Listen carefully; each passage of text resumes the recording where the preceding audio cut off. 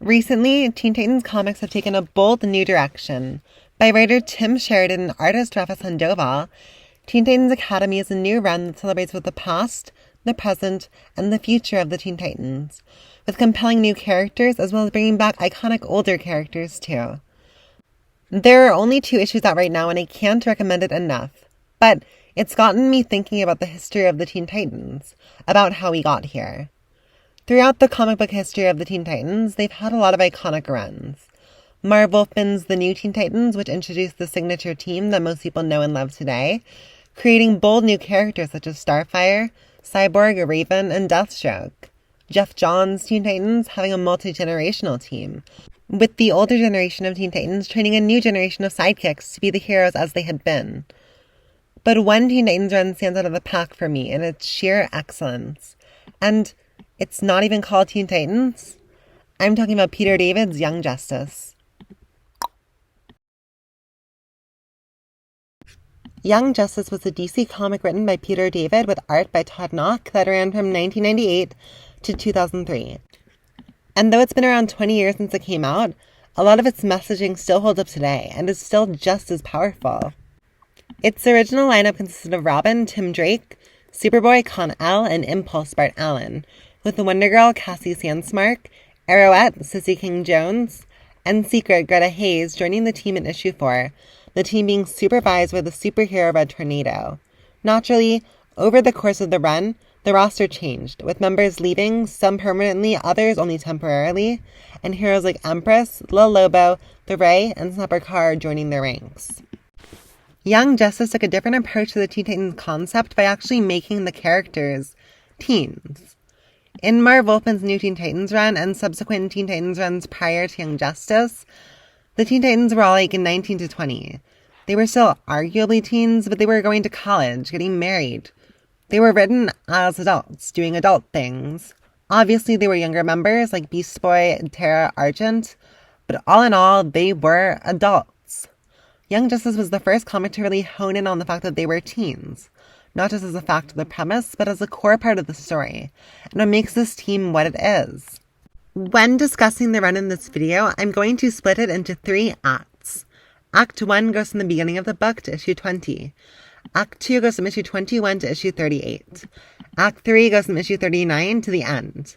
But before I analyze what makes this run great and what its failings are, I'm gonna need to explain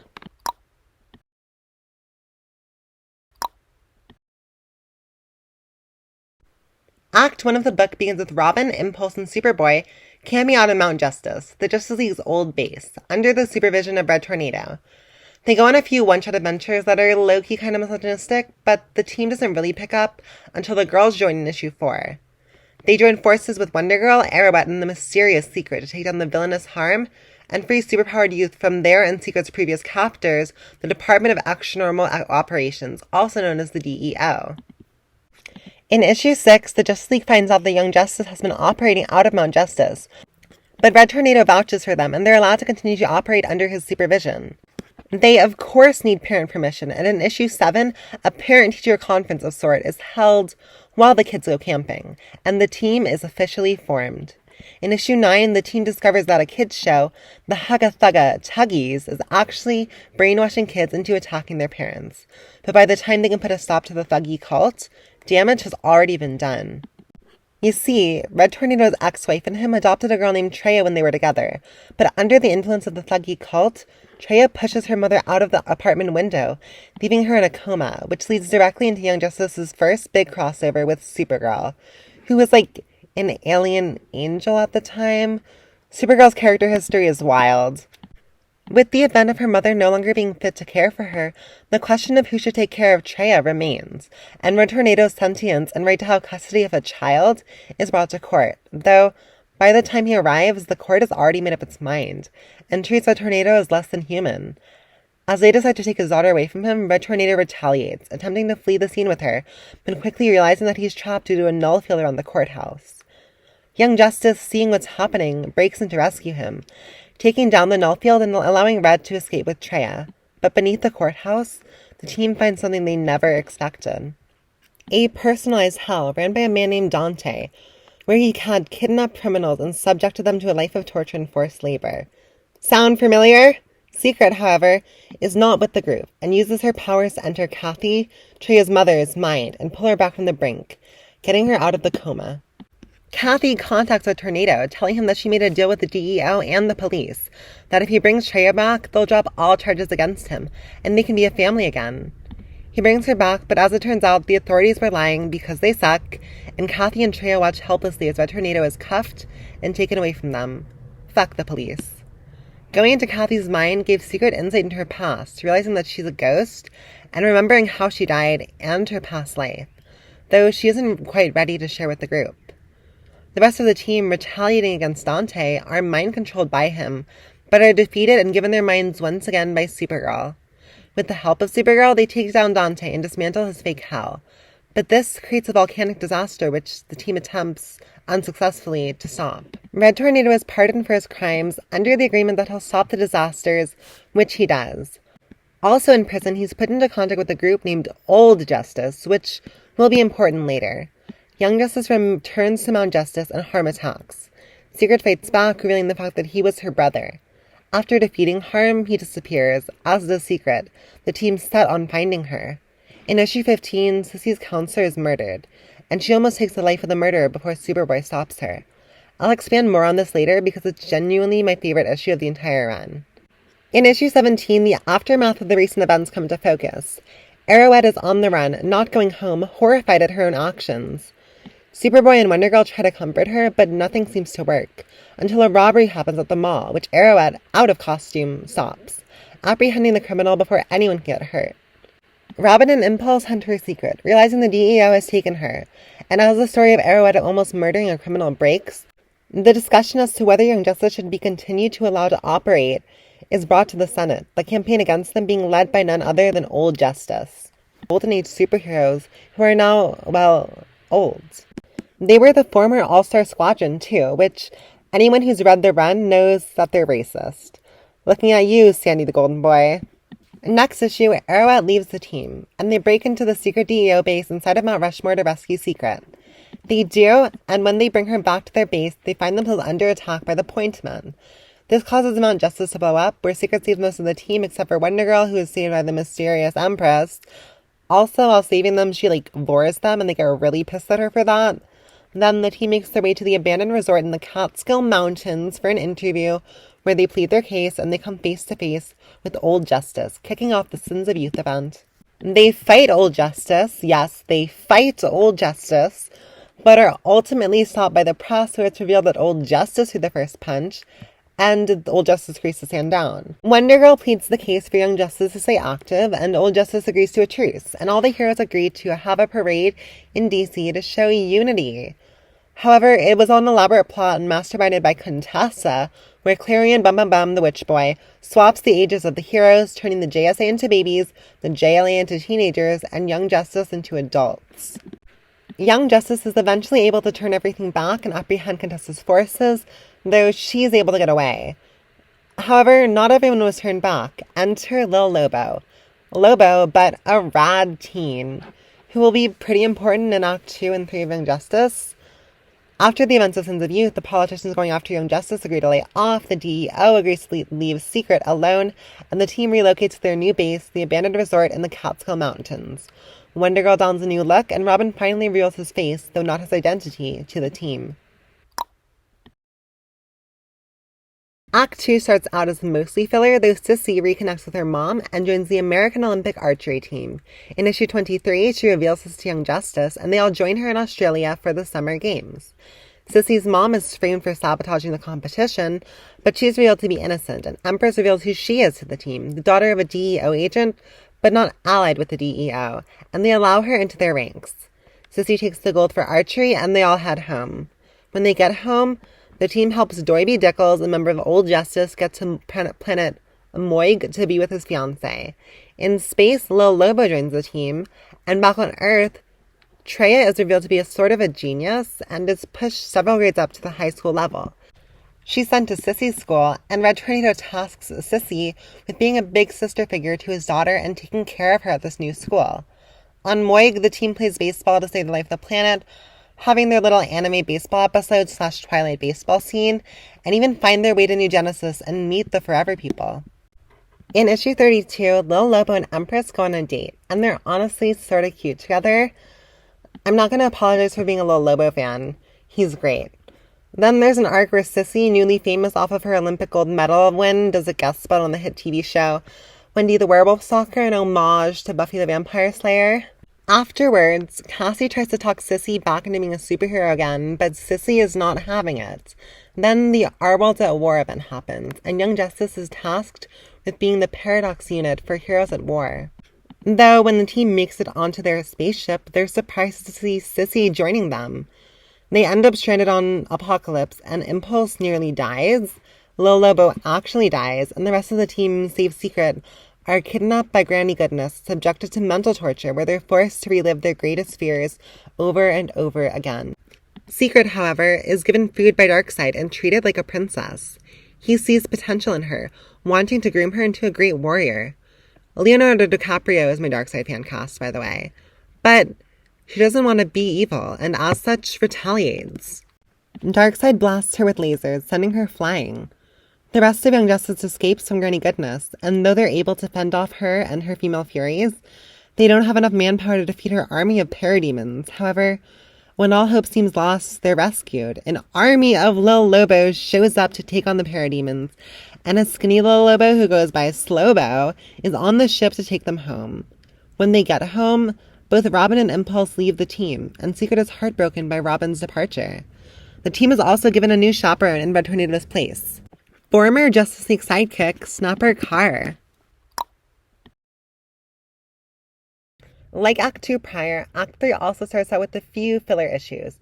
But in issue 42, Wonder Girl, Superboy, Empress, and Slowbo seek out the Ray and ask him to join the team, much to Secret's protest.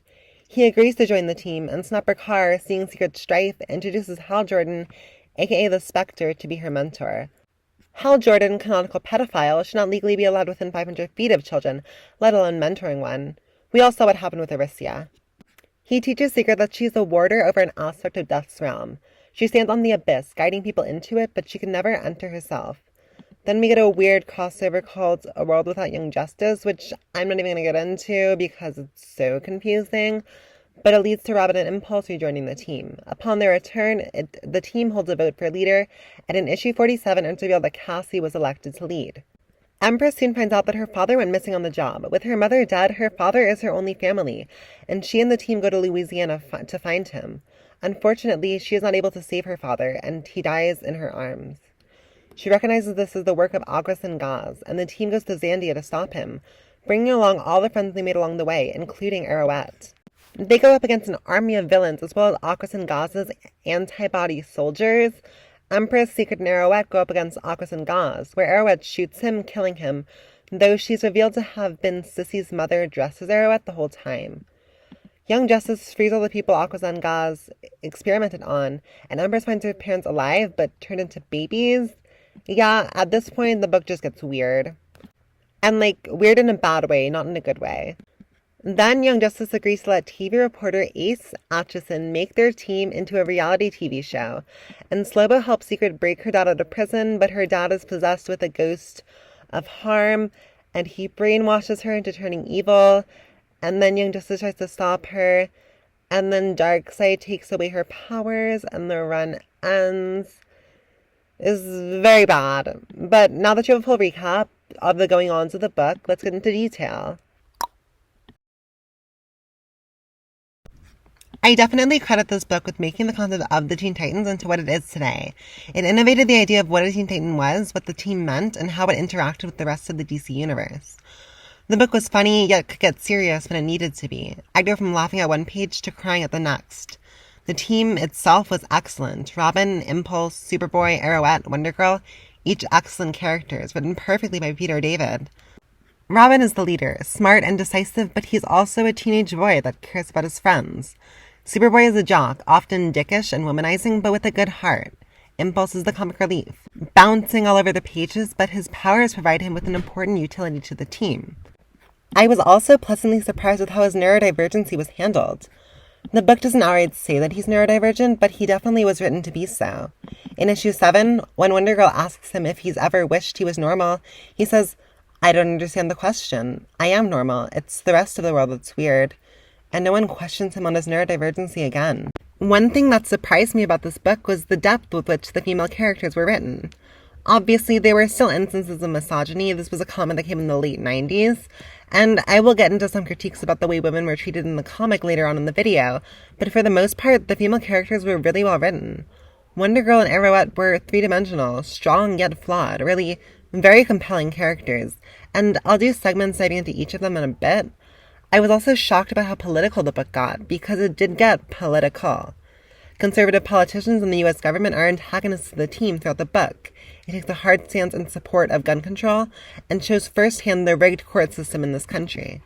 Young Justice is also the perfect example of how a teen hero team should be written, and I'd recommend it to anyone asking what Teen Titans comics they should read. It even handles the teen hero question. You know when villains question whether or not it's ethical for teen heroes to be doing what they're doing? Though it's always been a question where I'm like, shit, they do got a point. It's always one of those things where you're like, okay, so what should we do? Should we cancel the comic? And when the antagonists pose the questions, usually the Teen Titans can't really come up with a good rebuttal. For a while, I thought it was a question that just shouldn't be posed in Teen Titans comics at all. And I still think it is, though Young Justice rebukes it, and rebukes it well. When Wonder Girl is pleading the team's case to the press, she says, "Part of growing up is learning how to survive in the world. Naturally, we all want to know our parents love us and want to watch out for us. And yes, there have been tragedies related to teens. But the result has been paranoia. Teens have replaced postal workers as America's cliched powder kegs. Either we're too dangerous or so helpless that we need schools turned into armed camps to protect us. And freedom of expression becomes stifled. Lyrics to music become suppressed and everything gets blamed on Marilyn Manson or something. It's like everyone likes to look at things like they're black or white, except there are hues of grays and it's all somewhere in the middle. Well, that's what teens are, in the middle of being kids and being adults, except we're not as cute as kids and adults condescend to us. Treat us like kids while expecting us to be adults. No. Act like adults. That's what we're told. Like, it's all a game. And it's like adults are saying, we have to help teenagers so they don't napalm a nursery school or something. Well, you know what? We're not the enemy, and we're not babies to be protected. Maybe, like, what we need is less protecting and more being listened to. And that theme about the freedom of youth is the constant throughout the first act. Some, like Old Justice, treat them like kids that need to be protected, who are too young to be out crime fighting, or the Justice League believing they're far too immature to have a team of their own.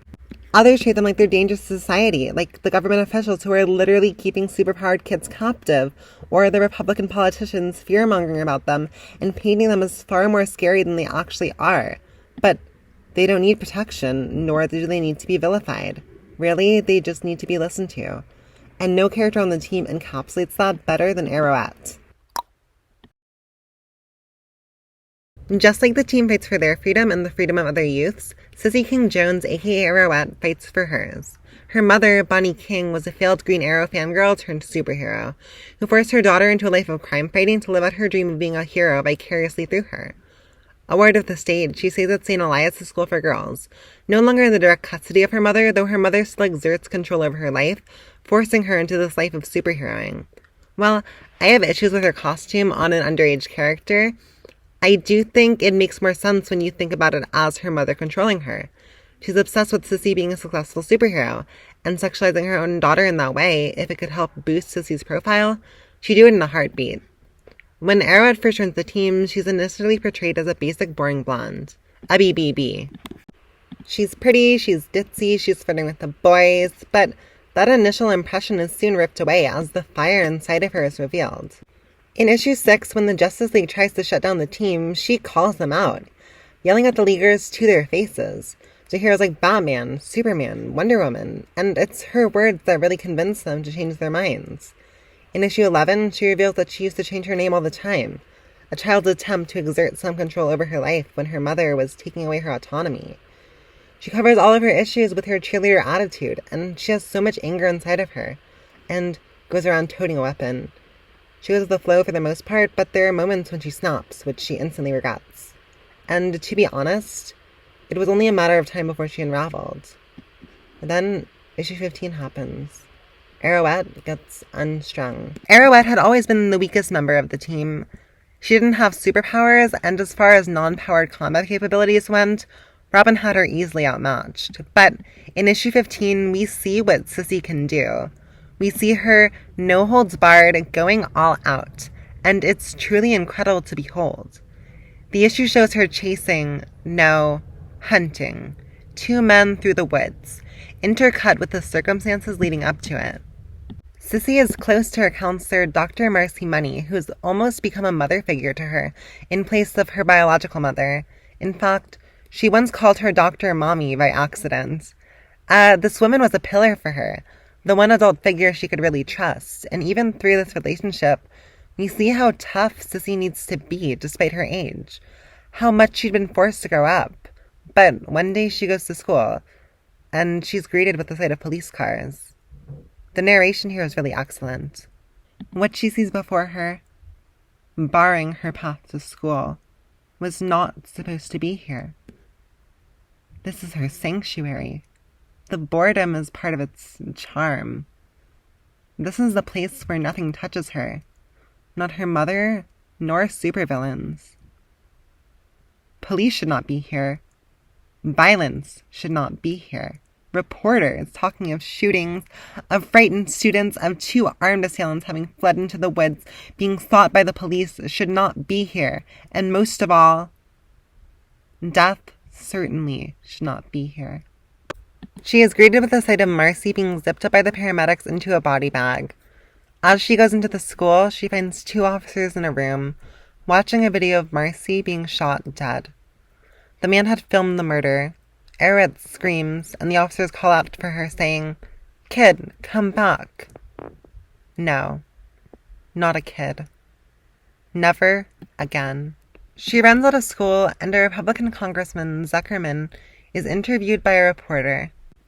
He says that this is the fault of video games and comics, desensitizing youth to violence. And this sends Sissy into a rage. Her entire world has fallen apart. There is nothing she can do to stop it. And this man blames the gun violence on video games? Are you insane? Comic books? Violent movies? It's the guns, you idiot! How stupid are you? I know you, Zuckerman. I've watched you. You voted against every gun control law ever made. And you stand there and blame comic books? And I know what's going to happen. There'll be lots of crying about how everything's going to change, and nobody's going to do anything. But her outburst only feeds into his narrative. She's another youth corrupted by the violent media, and so she runs. To actually do something. To make the man who killed Marcy pay. Pay through the nose. With swiftness, precision, she apprehends him, gets him defenseless, cornered against a tree. He begs for his life, but his begs only remind her of how Marcy begged. And then she pulls back her arrow, aims it at his head, and lets go. Finally. Something she has control over.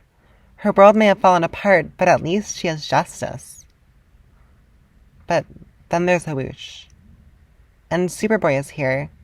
He's caught the arrow, and that choice, that too was taken away from her.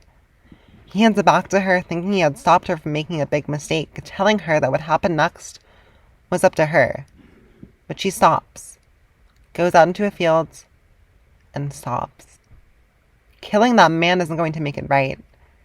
It'll just be another dead person. Nothing will make it right. Despite being so young, she had everything taken away from her. Her family taken away from her. Her innocence taken away from her. Her autonomy taken away from her. And that choice to kill him was taken away from her too. She's so young, with so much passion, so much drive, but the world chewed her up and spit her out, and she broke. Afterwards, she stays off the team. She leaves in issue 17, and besides helping as medical during the Our Worlds at War tie-in at the end of Act 2, she doesn't really do any hero work afterwards. She couldn't bring herself to, not after nearly killing a man. While Arrowette leaves the team in issue 17, Secret doesn't. In fact, she, Superboy, and Wonder Girl are the only members that are on the team for the entirety of the run. I know that she and Wonder Girl joined in issue 4, but I view that as the real start of the run, as I don't think that Young Justice really became a team until the girls joined, and the official Justice League approved team included the girls. Secret, though, while mysterious and powerful, isn't all that unique. Hers is a character seen quite often in Teen Titans runs. In the New Teen Titans, it was Raven. In Adam Glass's Teen Titans, it was Jin. The mysterious female teammate with an unknown backstory, mysterious powers, and plenty of secrets. Not really new. Secret is perhaps the most on-the-nose portrayal, as her name is quite literally Secret, and I would say that she was executed better than Raven was in the New Teen Titans, though not as well as Jin. When it comes to characters like this, despite having mysteries to spare, they're usually the least compelling members of the team. When your entire character revolves around a mystery, once that mystery is solved, what are you left with? And I do believe that was the problem that took place with Secret as a character. Even characters like Impulse, who remained essentially static the entire run, brought more to the table. If you want angst, Sissy's angst was far more compelling and relevant. If you wanted a powerful female hero, Cassie's shows of strength were far more enjoyable to watch. If you wanted mystical stuff, Empress's connection to voodoo was much more unique than Secret's vague connection to the abyss. Everything about Secret was done better in other characters, but they weren't even that well done in her character. Well, I do think Secret is a good execution of a bad trope. The trope is tired, and ultimately it falls apart. Secret hasn't really appeared since this run, and I'm not surprised. Characters like her can only go so long with their mysteries in place of actual character, and by the end, she was honestly tiring. More of a nuisance than the actual member of the team. While this archetype is quite frequent in Teen Titans and Teen Titans adjacent comics, I think it's one that's gone well past its expiration date, and while I love this run, Secret is not one of the things I love about it. But speaking of things I love, Cassie Sandsmark, aka Wonder Girl, is a trans lesbian. I'm sure that grabbed your attention, and I'm sure that some of you are probably upset at those words, but hear me out. Before I explain why Cassie is a trans lesbian, I feel like I need to explain the rationale of diversifying pre-existing characters, because I know that it's a hot topic, but here's how I see it. When older characters are race-bent or made gay or whatever, people are always like, just go make new characters. But when new characters are pushed, people are like, oh, this is pandering, or what happened to the characters we knew and loved?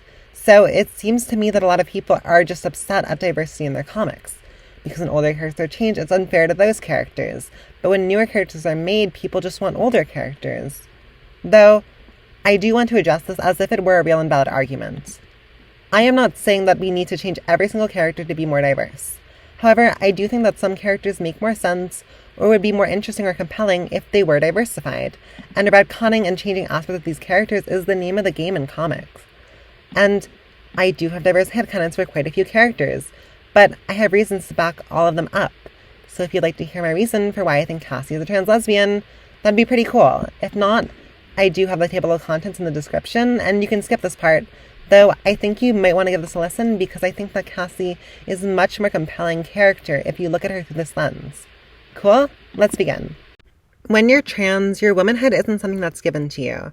It's something that you need to fight for, and in early transition, a lot of trans women have very hyper-feminine gender presentations because they're trying so hard to be seen as women, and I think that's pretty clear when you look at Cassie. She's trying so hard to be seen as a girl.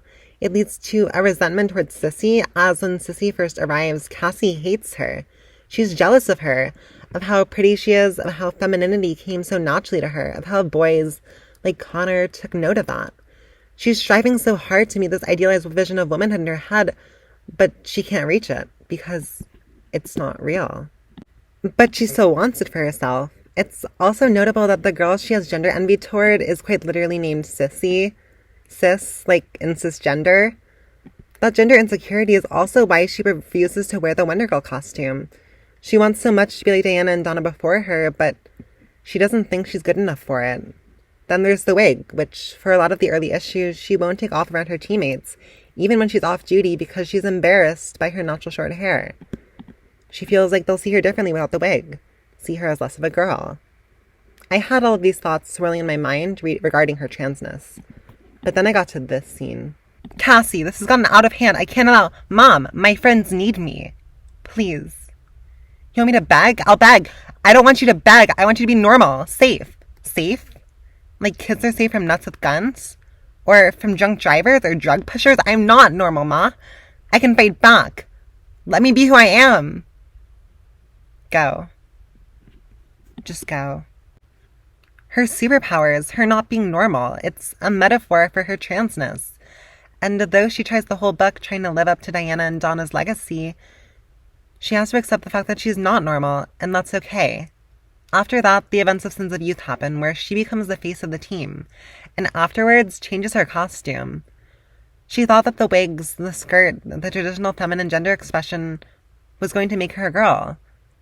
But none of those things make her a girl. She is a girl, and when she realizes that, she's finally able to be herself. She's not normal, she's just who she is. And that's more than good enough. It also explains the rift between Sissy's mother and Cassie's mother. Sissy's mother is controlling, forcing her daughter to be who she wants her to be, but Helena Sandsmark is the mother of a trans daughter. She accepts her daughter for who she is, knowing that her job as a parent is to love her daughter as she is, not for what she wishes she was. Now, on to Cassie's queerness. When Natalie Wynn of ContraPoints came out as a lesbian in her video Shame, Hi, I'm a homosexual, please. She introduced me and a lot of other people to the concept of comphet, which is short for compulsory heterosexuality. It basically means, at least when it comes to queer women, the assumption of oneself as heterosexual and acting on what seemed to be heterosexual attraction because it's expected of oneself. If that sounds confusing, let me break it down. So much of what it means to be a woman in today's society is to be with a man. Which is why queer women often discover their sexuality later in life than queer men. When you have testosterone fueled attraction, it's a lot less vague who you're attracted to. But female attraction isn't like that.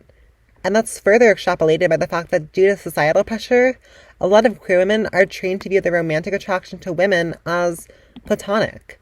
After all, female friendships are just really intense. And when you're a queer trans woman, having to work twice as hard as a cis woman to be seen as a woman, it's easy to fall into comphet, since so much of what it means to be a woman in today's world is to be with a man. It's easy to fall into these tendencies, even if they're not really how you feel. It's like the Cat Black quote. For years, I thought my womanhood was at the end of a straight man's penis. It's needing to be treated a certain way by a man to feel like a woman. And that's what Cassie's crush on Superboy is. But she doesn't actually like men, nor does she have feelings for Superboy. Superboy is the most traditionally masculine character in the book. He's got big muscles, he's the womanizing jock, he wears the leather jackets, he's a punchy dude bro, and so the idea of being with him is so attractive to her because if he's into her, then she must be a woman. She must be valid. But the idea of being with men is something she thinks she should want, not something she actually wants. In issue 5, there's a scene where she's in the mall, and a few guys are checking her out. She should be happy, right? She's being seen as a girl, but she's not. She doesn't like being ogled by men, even though she feels like she should. She doesn't even like men like that at all, because the character she's really in love with is Sissy. In the comic, they're written as best friends. Can you hear the air quotes? But I honestly believe that if this comic came out today, they'd be without a doubt girlfriends. I mean, come on, handhold on the boob. Handhold on the boob. That's super gay. If this scene came out today, they would have kissed. Cassie thinks she wants to be Sissy, but in reality, she wants to be with Sissy. But wait, I hear you saying, doesn't Cassie have a very long relationship with Kon? How can you explain that? Clearly she likes boys. My dear viewer, I have an explanation for everything. In issue 35, Cassie is pleading with Sissy to rejoin the team, to be a superhero again, and Sissy tells Cassie, "You'll never accept me as normal." And with normal being a metaphor in my mind for Cassie's relationship to her own transness, I also think it has a dual meaning here. On one hand, they're talking about being superheroes, but on the other hand, they're talking about their queerness. Sissy is insisting that she's normal when Cassie knows full well that they shared a magical kiss the night the team went camping. And that's the queer tragedy of Wonderette, which is their ship name, write it down.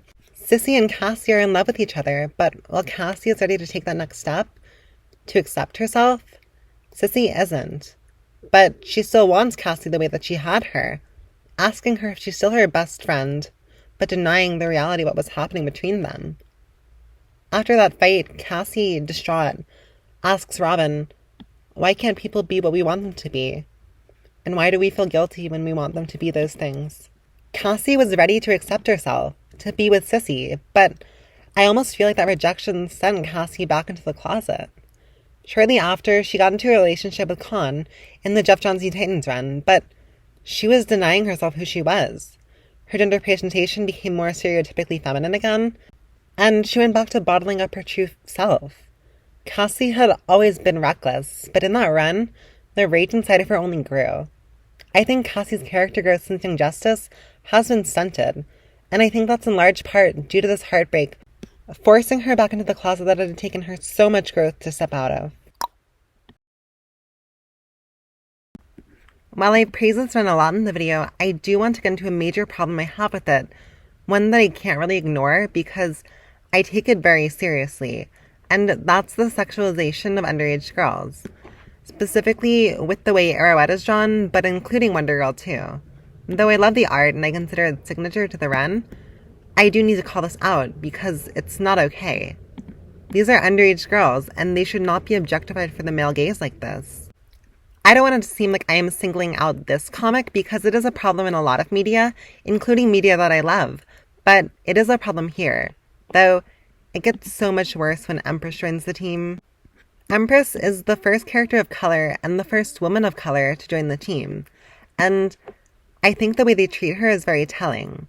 While the way they were drawing Arrowette and Wonder Girl was already a bit yikes in some places, the way they were drawing Empress was on another level. Whatever prevented them from going this far with Arrowette or Wonder Girl was gone with Empress.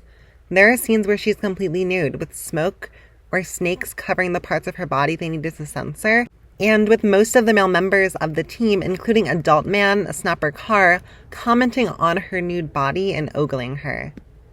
This is absolutely unacceptable, and is not the way underage girls should be drawn in comics. And while I love this run, it's just flat out disgusting. I also feel that it is pertinent for me to mention that the way Empress is treated in this comic is adultification. In the study, Girl had interrupted the erasure of Black girls' childhood. Rebecca Epstein, Jamila J. Blake, and Talia Gonzalez state, ultimately, adultification is a form of dehumanization, robbing Black children of the very essence of what makes childhood distinct from all other developmental periods: innocence. The survey found that compared to white girls, participants perceived that Black girls needed less nurturing, needed less protection, needed to be supported less, needed to be comforted less, are more independent, and knew more about adult topics, and knew more about sex. Obviously, these results are deeply concerning, and I think this perception of Black girls definitely colored how Peter David and Todd Knock wrote Empress. They were much more comfortable sexualizing her than her white girl teammates, but that's not even the end of it. After she finds her parents as babies and rescues them from Aguas and Gaz, she then gives up her life to be a single mother and raise her baby parents.